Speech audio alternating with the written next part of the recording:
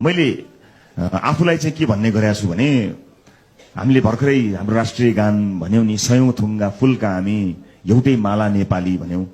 यो मालाभित्र मैले अघि भनेका विज्ञहरू चाहे अर्थशास्त्रीहरू हुनुहोस्, चाहे शिक्षाविदहरू हुनुहोस्, चाहे डक्टर्स हुनुहोस्, चाहे इन्जिनियर्स हुनुहोस्, उहाँहरू चाहिँ फुल हो यो मालाको। यो माला बन्नको लागि एउटा धागो चाहिन्छ। मैले चाहिँ आफूलाई धागोको रूपमा हेरेको छु। मेरो आफ्नो वासना सुवास पनि छैन, मेरो रङ पनि त्यो फुलहरूले सोधिदिन्छ, मेरो आफ्नो रङ पनि छैन, मेरो आफ्नो सुवास पनि छैन।